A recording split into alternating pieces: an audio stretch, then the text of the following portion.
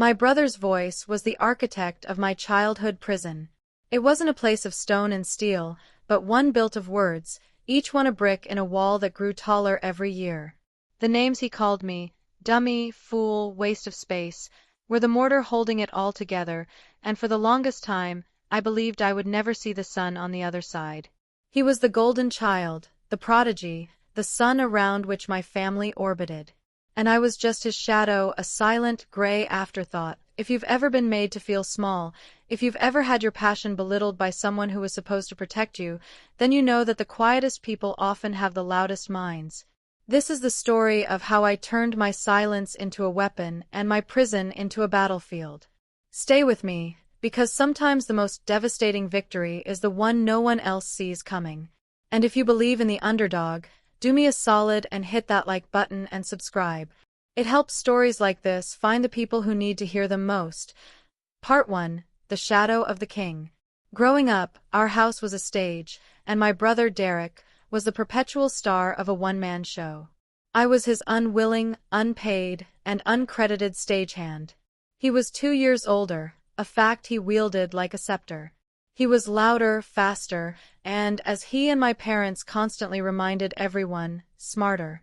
His report cards, covered in a constellation of A's, were framed and hung in the hallway. My own, with their neat and tidy B's and the occasional handwritten comment like, "Mandy is a quiet but pleasant student," were briefly acknowledged with a sigh before being tucked away in a drawer, as if they were a mild source of embarrassment. The intellectual bullying was a constant, low-grade fever that colored my entire youth. It wasn't just the name-calling, it was the calculated sabotage of my curiosity. I remember being 7 years old, curled up on the living room rug with a picture book about the solar system.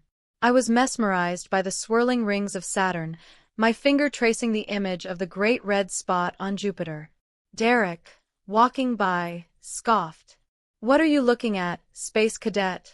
he sneered, snatching the book from my hands. He held it aloft, just out of my reach. "You can't even understand this stuff. You probably think the moon is made of cheese. Go play with your dolls." "Give it back," I cried, reaching for it, my eyes welling with hot, frustrated tears. "Derek, be nice to your sister," my mom called from the kitchen, her voice carrying that familiar tone of weary resignation. It was a token defense, a line read from a script with no real conviction behind it. Derek just laughed, tossed the book onto a high shelf I couldn't reach, and swaggered out of the room. I was left staring up at the glossy image of a nebula, feeling as small and insignificant as a speck of dust in that vast, unknowable universe. This became the pattern of our lives. If I tried to build a complex Lego structure, he would knock it over, declaring it architecturally unsound.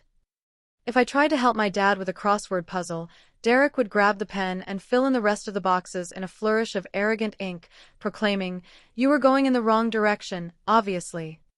The dinner table was his throne room. Night after night, he would hold court, regaling my parents with tales of his triumphs in debate club, his flawless scores on math tests, and his burgeoning interest in the school chess team. "It's a game of pure intellect, you see," he'd explain, gesturing with a fork. "It's about anticipating your opponent's every move, dominating the board, forcing them into a corner from which there is no escape. It's not a game for the slow-witted." He'd shoot a pointed look at me as he said this. I would just stare at my mashed potatoes, pushing them into a little wall around my peas, building my own silent fortress. My silence was interpreted as dullness, my introspection as a lack of intelligence. It was easier for them to believe that than to confront the casual cruelty of their golden boy. The moment that planted the seed of my eventual rebellion happened when I was 10. Derek had received a fancy new chess set for his birthday, with carved wooden pieces and a polished inlaid board. He was obsessed. He forced me to play him one afternoon, not for sport, but for the sheer pleasure of annihilation. I didn't know the rules, beyond the absolute basics. He beat me in 6 moves, then again in 5, then in 4. With each game, his commentary grew more cutting. "No, not there, you moron. You've just sacrificed your bishop for nothing. Are you even thinking? Or is there just like elevator music playing in your head? After the third thrashing, he leaned back in his chair, a smug, contemptuous smirk on his face. He reached across the board and theatrically toppled my lone, pathetic king. "You'll never beat me at anything, Mandy," he said, his voice low and certain. "Not this, not anything. You just don't have the brains." I didn't cry. I didn't yell. I just looked at the fallen king on the board, then up at my brother's triumphant face. Something inside me, something deep and foundational, shifted. It was like a switch being flipped in a dark, cold room.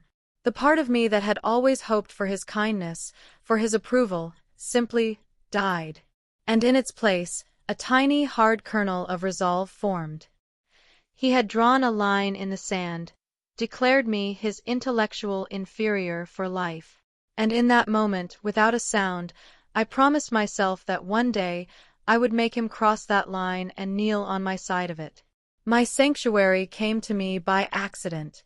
A few weeks later, on a miserable rainy afternoon, Derek and his friends were chasing me home from school, their taunts of mandy-pandy, pudding and pie, echoing down the wet street.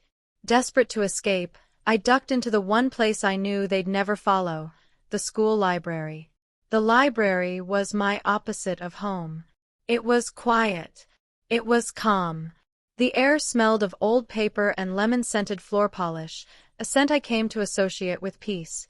I wandered through the stacks, my sneakers squeaking softly on the linoleum, feeling the weight of the world lift from my shoulders.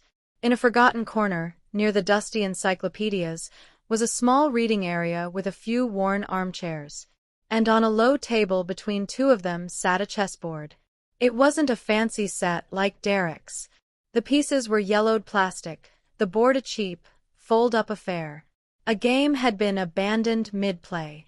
I sat down, not to play, but just to look. I studied the arrangement of the pieces, a frozen tableau of a silent war. I saw a white pawn, isolated and seemingly vulnerable. And without knowing why, compelled by some instinct I didn't understand, I reached out and slid it forward one square. A gentle voice startled me. An interesting move. I looked up to see Mr. Alvarez, the school librarian. He was a kind, elderly man with a warm, wrinkled smile and glasses that were perpetually perched on the end of his nose. He gestured toward the board. The perk defense. A bold choice. "Do you play often?" The hot blush of embarrassment crept up my neck. "No," I whispered, my voice barely audible.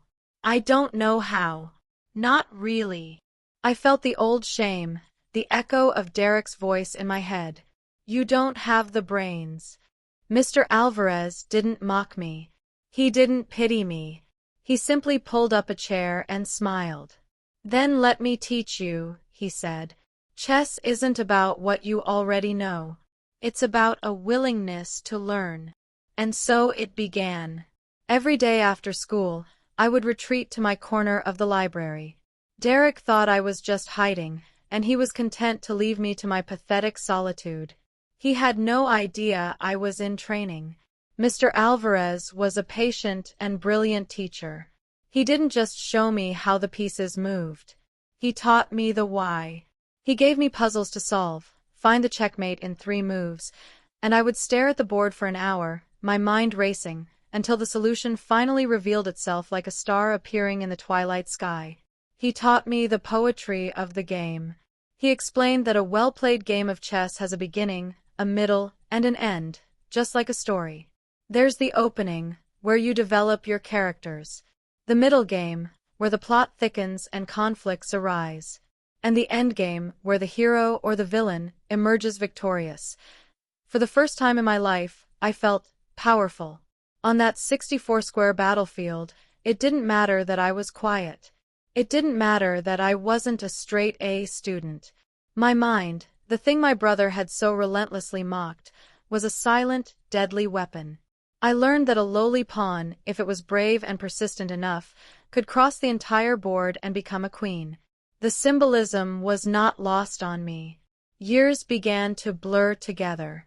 I moved from elementary to middle school, then to high school.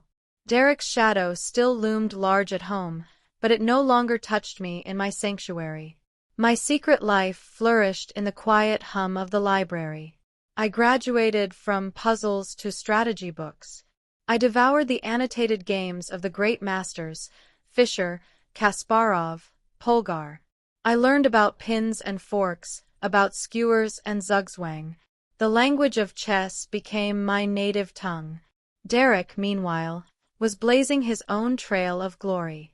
He was the undisputed captain of the high school chess team, a local celebrity who won tournament after tournament. His picture was in the local paper, a trophy gleaming in his hands, that same smug smirk plastered on his face. He never once asked what I did in the library for all those hours. He had already written my story, cast me as the dull-witted side character, and saw no reason to read any further. He was the king, and in his mind that was the end of the story. But he was wrong. This was just the opening, and he had no idea that the quiet pawn across the board had been patiently advancing, square by square, for years. He thought I was hiding in the library. He was right. But I wasn't hiding from him. I was forging a weapon, and every single day, in the silence, I was making it sharper. Derek, meanwhile, was blazing his own trail of glory. He was the undisputed captain of the high school chess team, a local celebrity who won tournament after tournament. His picture was in the local paper, a trophy gleaming in his hands, that same smug smirk plastered on his face. He never once asked what I did in the library for all those hours. He had already written my story, cast me as the dull-witted side character, and saw no reason to read any further. He was the king, and in his mind that was the end of the story. But he was wrong. This was just the opening, and he had no idea that the quiet pawn across the board had been patiently advancing, square by square, for years. He thought I was hiding in the library. He was right. But I wasn't hiding from him. I was forging a weapon, and every single day, in the silence, I was making it sharper. Part 2. The Silent Gambit. High school was a masterclass in living a double life. By day, I was Mandy Ross, the girl who sat in the back of the class, who ate her lunch alone in the courtyard, who never raised her hand unless she was called upon. I was an enigma to my teachers and a non-entity to my peers. My grades remained stubbornly average, not because I couldn't do better, but because drawing attention to myself at school would mean drawing attention to myself at home. Derek's academic supremacy was a pillar of our family's identity, and I had no desire to challenge him on that front. His battlefields were the classroom and the debate hall. Mine was quietly, secretly, being prepared elsewhere. After the final bell rang, the real me would emerge. My pilgrimage to the library was a daily ritual. Mr. Alvarez remained my steadfast mentor. He saw the fire in me, the relentless hunger to learn that Derek had tried so hard to extinguish. He started lending me books from his personal collection, dense tomes on obscure chess openings and complex endgame theory. "To beat a player like your brother," he told me one afternoon, as we analyzed one of Derek's published games from the local paper, "you cannot play his game. He is an attacker, a shark who smells blood and lunges. You must become the deep water. You must be patient, absorb his attacks, and wait for him to exhaust himself. Then, and only then, you strike. The deep water." The phrase resonated with me. It felt right. I wasn't a shark. I was the quiet, immense power that lay beneath the turbulent surface. My training ground expanded beyond the library. Mr. Alvarez helped me set up an anonymous account on a global online chess server. My username was simple, amanuensis. It meant a literary or artistic assistant, one who takes dictation or copies manuscripts. It felt fitting. I was the quiet assistant to the great masters, copying their strategies, learning their secrets. At first, I was decimated. The anonymous players from around the world were ruthless. They were from Russia, from India, from Germany, places where chess was not just a game but a cultural institution. I lost hundreds of games. Each defeat was a sting, a fresh echo of Derek's voice in my head. You don't have the brains. There were nights I'd shut my laptop in frustration, the feeling of hopeless inadequacy washing over me. I'd lie in bed, staring at the ceiling, wondering if I was just fooling myself. Maybe Derek was right all along. Maybe I was just a fool, chasing an impossible dream. But then, the next morning, the memory of his smirk, the cold finality of his judgment, would pull me back to the screen. I didn't just play, I studied. I analyzed every single one of my losses, painstakingly retracing my steps to find the exact moment I went wrong. I learned to recognize patterns, to see the subtle signs of an impending attack, to fortify my defenses before the first shot was even fired. Slowly, imperceptibly at first, things began to change. My rating, the numerical measure of a player's skill, began to creep upwards. 1200, 1400, 1600. I was no longer just losing. I was competing. I started winning. First it was a trickle, then a steady stream. I learned to love the feeling of an opponent underestimating me. They would see my simple, quiet opening moves and assume I was a novice. They'd launch a brash, aggressive attack, and I would calmly, methodically, build my defense, my pieces arranging themselves like the tumblers in a lock. And then, when they were overextended and vulnerable, I would find the one tiny, fatal weakness in their position. The quiet click of the lock turning. The sudden, shocking realization in their play that they were trapped. Checkmate. Meanwhile, Derek's star continued its brilliant ascent. He was the state champion for his age bracket 2 years in a row. He gave interviews to the local news, oozing a false modesty that made my stomach turn.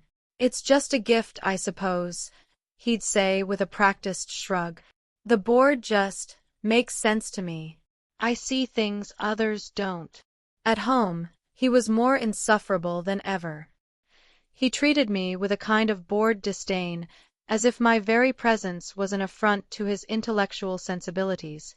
Still hiding out in the library with old man Alvarez? He'd ask, not even bothering to look up from his phone.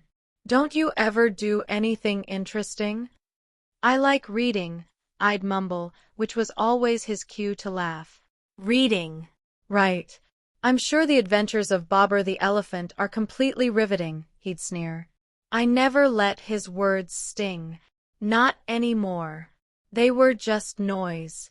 While he was basking in the glow of his local celebrity, I was silently battling grandmasters in online blitz tournaments, my mind working at a speed he couldn't even comprehend. While he was collecting plastic trophies, I was collecting the scalps of internationally ranked players. He was the king of a small pond, completely unaware of the ocean I was learning to navigate. The first time I stepped out from behind the screen was when I was 17. Mr. Alvarez had found a small, unrated tournament in a town 3 counties over. It's time, Amanda, he said, his eyes twinkling. The screen is a wonderful tool, but you must learn to face your opponent. You must learn to read their eyes, to feel their confidence waver. The idea terrified me. Playing anonymously online was one thing. Sitting across from a real, breathing person was another. But he was right. I couldn't hide forever. I saved up money for my part-time job at a bookstore and registered under a pseudonym, A. Rook. A nod to the peace that moves in straight, unwavering lines. Walking into that community center felt like walking onto another planet. The room was filled with dozens of chess players, mostly older men, the air thick with the smell of stale coffee and intense concentration. The only sounds were the soft ticking of chess clocks and the gentle click of pieces on boards.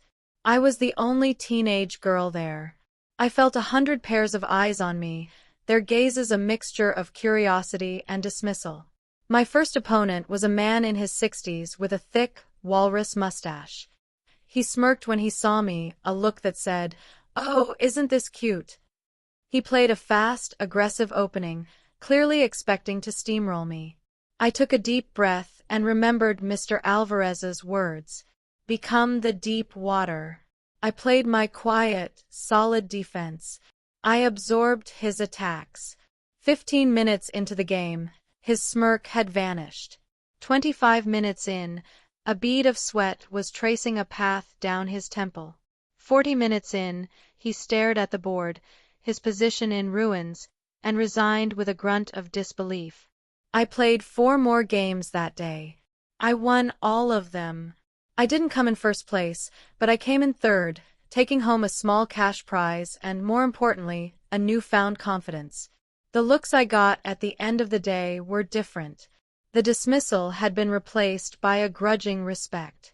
Over the next few years, Rook became a minor legend in the regional amateur chess circuit. I'd show up to tournaments, a quiet, unassuming young woman, and systematically dismantle the local favorites. A small article appeared in a niche chess blog about the mysterious queen of the Midwest, a rising player who seemed to come out of nowhere. I read the article on my phone, sitting in my cramped dorm room in my first year of college. The author speculated about who Rook could be, what her real name was. They mentioned the upcoming Midwest Open Championship, the largest and most prestigious tournament in the region, as the place where all the serious players would converge. And then I saw the line that made my heart stop. The presumptive favorite to win this year's Open is none other than local phenom and 2-time state champion, Derek Ross, whose aggressive, uncompromising style has overwhelmed nearly all of his recent opponents. I stared at his name, then back at the pseudonym, Rook. 4 years, they had existed in separate universes. Now, their paths were set on a collision course. A slow smile spread across my face. The reporter had called me a mystery. He had no idea. The real mystery was how a ghost, a shadow, a person who didn't even exist in his world, was preparing to walk onto the biggest stage of my brother's life and checkmate his king. The middle game was over. It was time for the endgame. Part 3. Forging the Checkmate. The decision to enter the Midwest Open was not a single, lightning bolt moment. It was a slow, deliberate crystallization of years of silent work. Reading that article, seeing my secret identity and my brother's public one mentioned in the same breath, felt like a summons. It was the universe telling me that the time for hiding in the shadows was over. 4 days, I wrestled with the idea. The fear was a cold, coiling serpent in my gut. What if I lost? What if he was simply better than me, and my entire secret life was nothing more than a pathetic delusion? A loss on that stage wouldn't just be a loss in a game. It would be the final public validation of every cruel word he had ever said. It would prove that I was, and always had been, the fool he claimed I was. But then, I would close my eyes and see his face from that day so long ago, his 10-year-old smirk as he toppled my king. I would hear his voice, dripping with contempt. You'll never beat me at anything. You don't have the brains. The serpent of fear would be incinerated by a dragon of pure, cold rage. This was never just about a game. It was about reclaiming the intellectual space he had stolen from me as a child. It was about correcting the record of my own life. 1 week after reading the article, I sat in front of my laptop, the registration page for the Midwest Open glowing in the dark of my dorm room. I took a deep breath and began to type. First name, Amanda. Last name, Ross. My fingers trembled slightly as I typed my real name. 4 years, I had been a Rook. Amanda Ross was the ghost, the shadow. By typing her name, I was resurrecting her. I clicked Submit. There was no turning back. The next 3 months were a descent into obsession. I cleared my schedule of everything that wasn't essential. My part-time job, my social life, my non-required classes, I let them all fall away. My world shrank to the 64 squares of the chessboard. I didn't just practice. I trained like a boxer preparing for a title fight. I ran tactical drills for hours a day, sharpening my ability to see complex combinations in a fraction of a second. I studied endgame theory until my brain ached, memorizing hundreds of positions and their optimal solutions. But most importantly, I studied him. Derek, in his arrogance, had left a trail of breadcrumbs a mile wide. Nearly all of his significant tournament games were recorded and available in public databases. I downloaded every single one. For weeks, I did nothing but analyze my brother's mind. I learned his favorite openings. He was partial to the aggressive, swashbuckling king's gambit. I learned his tendencies. He liked to control the center of the board with his knights. He often developed his queen too early, a sign of impatience. I learned his weaknesses. His strategic vision was brilliant, but his defense was sloppy. He was so focused on his own attack that he often missed subtle threats brewing on the other side of the board. And under pressure, when an opponent didn't crumble as expected, he had a tendency to make impulsive, risky moves. I wasn't just preparing to play a game of chess. I was preparing to play Derek. I developed a specific strategy, an opening I had never played in a tournament before, designed to counter his aggressive style and lure him into a false sense of security. It was a quiet, unassuming opening, the Caro-Kann defense, known for its solidity and resilience. It was the perfect embodiment of my strategy, become the deep water. A week before the tournament, I had a close call that nearly derailed everything. I was home for the weekend, and my mom had asked me to pick up some groceries. As I was walking past a local coffee shop, I saw Derek sitting at a window table with some of his friends. I instinctively ducked behind a parked car, my heart hammering in my chest. He was holding court, of course, a chessboard set up on the table, explaining some brilliant move he had made. And he never saw the fork coming, Derek boasted, his friends hanging on his every word. It's about psychological dominance. You have to make your opponent feel stupid. Once their confidence is gone, the game is already over. I watched him from the shadows, a wave of revulsion and determination washing over me. He hadn't changed at all. His entire philosophy was built on bullying, on making others feel small to make himself feel big. As I backed away and continued to the grocery store, my last remaining shred of doubt vanished. He didn't deserve a victory. He deserved a lesson. The night before the tournament was the longest night of my life. I was in a cheap hotel room near the convention center where the event was being held. I couldn't sleep. My mind was a dizzying kaleidoscope of checkmating patterns and strategic possibilities. I didn't pace or panic. I sat in a chair by the window, a travel-sized chess set on the table in front of me, and I visualized. I visualized walking into the tournament hall. I visualized seeing his face. I visualized the opening moves of our game. I visualized his initial confidence, his swagger. I visualized the subtle shift in his posture as he realized the game wasn't going his way. I visualized the dawning horror in his eyes as he finally saw the trap I had laid for him, move after patient move.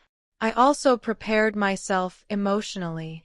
I knew he would try to get under my skin. He would mock me, belittle me, try to throw me off my game with the same psychological tactics he used on everyone else. I decided I would give him nothing. I would be a blank wall. My face would be a mask of calm neutrality. My silence, the thing he had always mistaken for stupidity, would be my most powerful weapon. It would be a mirror reflecting his own blustering, arrogant insecurities back at him. I finally drifted off to sleep for an hour or two just before dawn. When I woke up, the fear was gone, replaced by a profound and unsettling calm. The kind of calm that comes when you have prepared for a moment for so long that it no longer feels like a choice, but like an inevitability. I was not a girl going to a chess tournament. I was a force of nature, a slow-moving glacier that had spent more than a decade carving a path toward this single, unavoidable collision. I put on a simple black sweater and jeans, no uniform, no team jacket. I was representing no one but myself. As I walked from the hotel to the convention center, the morning air was crisp and cold. I felt a strange sense of peace. Derek had spent his life trying to convince me, and the world, that he was the king. But he had forgotten the most important rule of the game. The king may be the most important piece, but the queen is the most powerful. I walked into the massive, buzzing hall.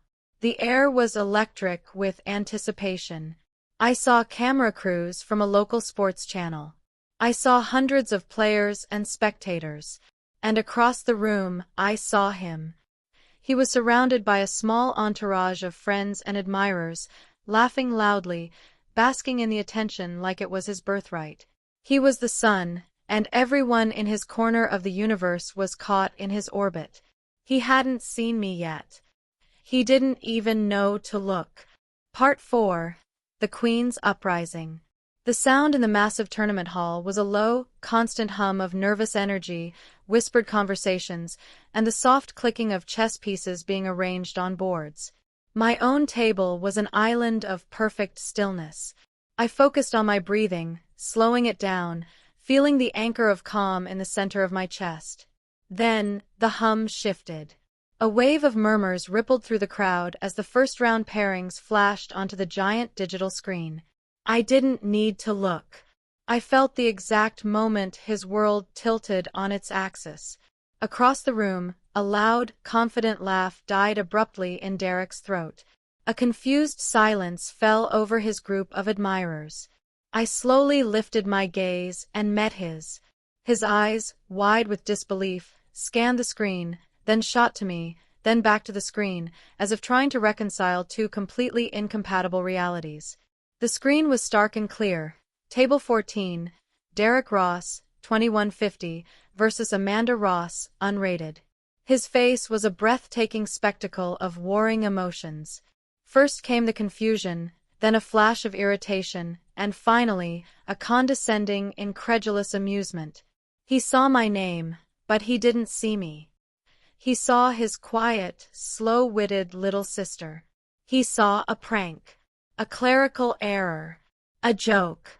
He pushed through the crowd, his entourage trailing behind him like pilot fish, and marched straight to my table. He loomed over me, casting a literal shadow, just as he had my entire life. "You?" he sneered, his voice loud enough for everyone nearby to hear. The reporters, smelling a human interest story, began to drift closer. "This has to be a joke. What did you do, Mandy? Bribe the organizers for a chance to sit at the big kids' table?" I didn't flinch. I didn't look away. I simply looked up at him, my face a placid mask, and said nothing. My silence seemed to infuriate him more than any retort could have. "Whatever," he scoffed, pulling out his chair with a loud scrape. "Let's get this over with. I've got a real game to play in the second round." He sat down, slammed his chess clock on the table, and made a great show of looking bored and impatient. The tournament director called for the first round to begin, and a hush fell over the hall, punctuated now by the staccato clicking of hundreds of clocks. Derek, playing as white, started the clock and, as I had predicted, lunged forward with the king's gambit, an aggressive, high-risk opening. It was a statement, a declaration that he intended to blow me off the board in a dozen moves. I took a breath. And then, just as I had practiced 1,000 times in my head, I responded with the Caro-Can defense. A quiet, solid, impenetrable wall. My first move was a simple pawn push, a move so unassuming it was almost insulting. I could see the flicker of annoyance in his eyes. This wasn't the terrified, clumsy response he had expected. The first 10 minutes of the game were a perfect encapsulation of our entire lives. He was all flashy, aggressive attacks, knights leaping forward, his queen marauding across the board. I was all quiet, methodical defense. I absorbed his lunges, shored up my weaknesses, and slowly, subtly, developed my pieces. I could feel his frustration growing with every move. He was a storm crashing against a cliff face, and the cliff was not moving. The reporters had gathered around our table now, their cameras clicking softly. They had come for the novelty, the arrogant champion versus his unknown sister, but they were staying for the game. The crowd began to realize this wasn't a joke. The unrated girl was holding her own against the state champion. The turning point came about 20 moves in. Derek, growing impatient with my refusal to break, made a characteristic mistake. He launched a premature attack on my kingside, pushing his rook forward, leaving his own king slightly exposed. It was a subtle weakness, one that 99% of his opponents would have missed. But I had studied his games for 3 months. I had been waiting for this exact mistake. My heart began to beat a little faster, a steady, powerful drum. This was it. The moment the trap would be sprung. I didn't rush. I sat on my hands for a full minute, feigning deep thought, letting him bask in what he thought was a dominant position. Then I made my move. I sacrificed my bishop. It was a shocking move. To the untrained eye, it looked like a catastrophic blunder. I heard a gasp from the crowd.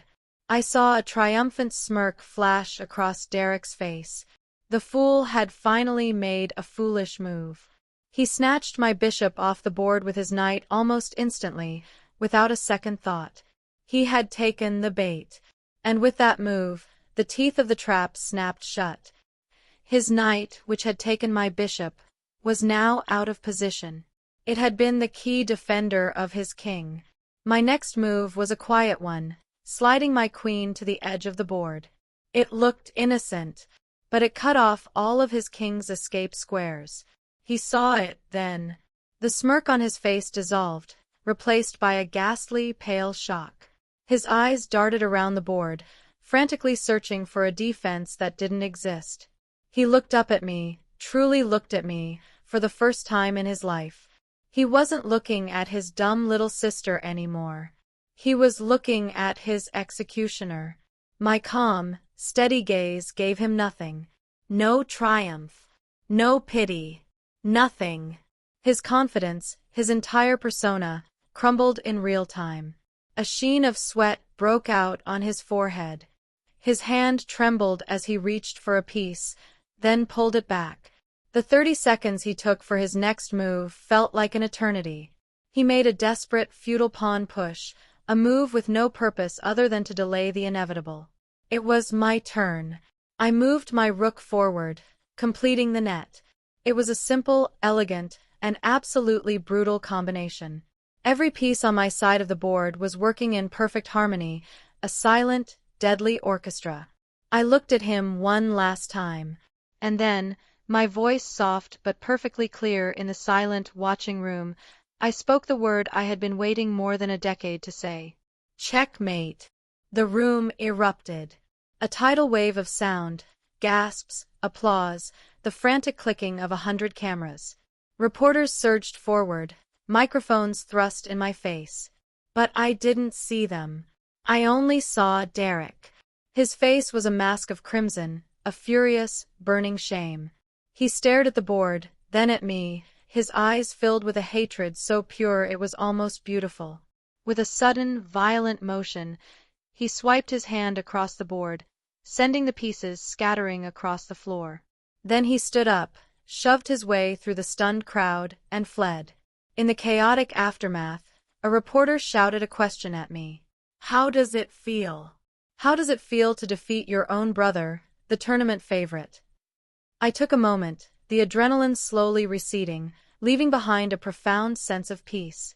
I looked directly into the camera, the glare of the lights feeling warm on my face. Intelligence isn't about who talks the loudest, I said, my voice steady. It's about who listens, who learns, and who waits for the right moment to make their move. That quote was in every newspaper the next day. The story of the arrogant champion and his silent, secret prodigy sister was a sensation. I went on to win the entire tournament. Derek never played in a competitive tournament again. He never called me a fool again. In fact, he never spoke to me again. His silence was the loudest admission of defeat I could have ever imagined.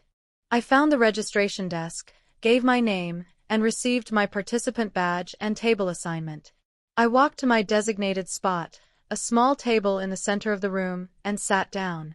I arranged my pieces, my clock, and a bottle of water with meticulous, deliberate slowness. Then, I folded my hands and waited for the first-round pairings to be posted on the giant screen at the front of the hall. He had no idea a shadow was about to cause a total eclipse. I kept playing, of course. My name, Amanda Ross, became known in circles far beyond our small city. But I never forgot the lesson that started it all, in that dusty corner of the library. The world is full of people like Derek, people who build their thrones on the backs of others, who mistake silence for weakness and loudness for strength. But a pawn, with enough patience and determination, can cross the entire board. It can become a queen. I was no longer the shadow. I was the master of my own game, and my story was finally my own. The world is full of people who will try to tell you who you are. The greatest revenge is to quietly, patiently, and decisively prove them wrong. Thank you for listening. If this story meant something to you, please share it. And tell me in the comments, what's a skill you've quietly mastered that no one knows about? Until next time, find your own 64 squares and start planning your victory.